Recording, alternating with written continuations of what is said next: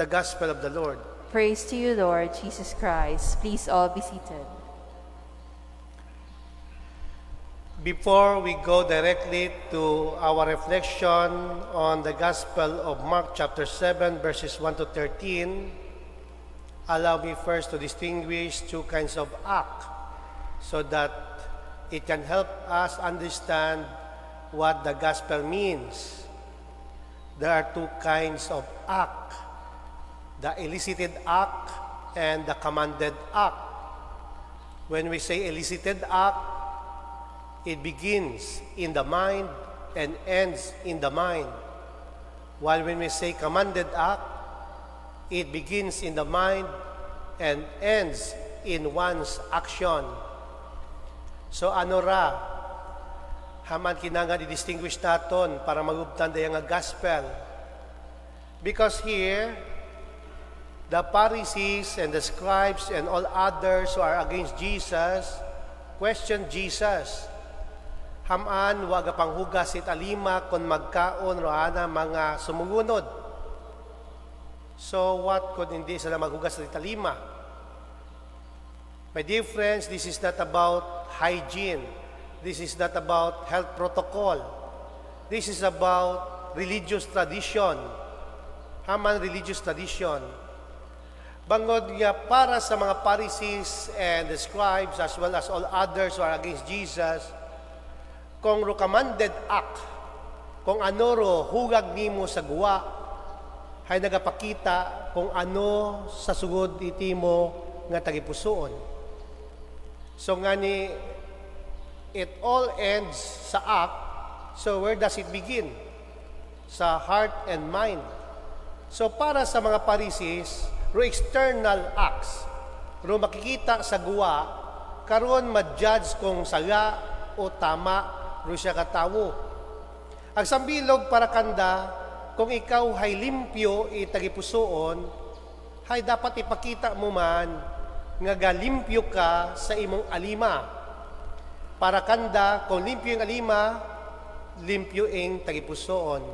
So baliskad, i-compare sa commanded act. Sa commanded act, it begins in the mind and ends in one's action. Pero para sa Pharisees and scribes, kung ano ro end, ano ro external acts, hay nagabalik kung sinoro imo nga utak. Kung ano ro imong sugod sa imong ugo, ag sa imong tagipusoon. But Jesus said, "You hypocrites," anang nga ginambal. Well, did Isaiah prophesy about you? These people honors me with their lips, but their hearts are far from me. Ano ang ginambal ni Jesus?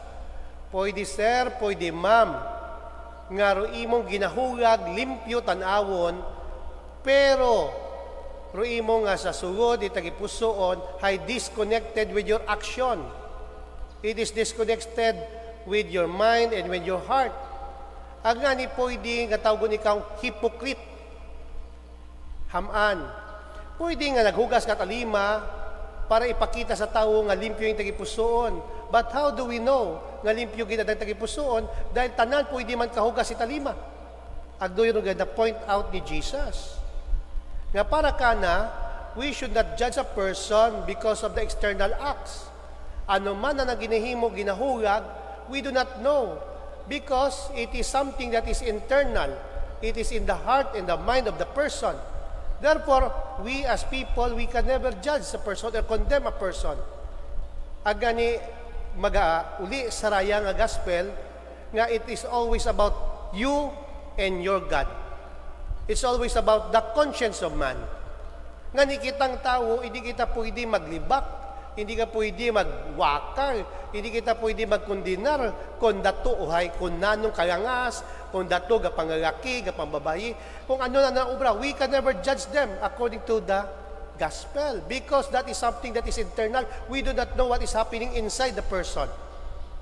Hay Father, kung mauron gali, hindi nato pwede ikulong kriminal, hindi ta pwede ikulong rapist, bangod ba kita kasayod kung ano na tagipusoon? No. There is a difference between the law of God and the law of the state. The law of the state focuses on the external acts. External acts. That's why when we define crime, crime is an act or omission punishable by law. It means external act. But in our God's law, it is the internal that matters.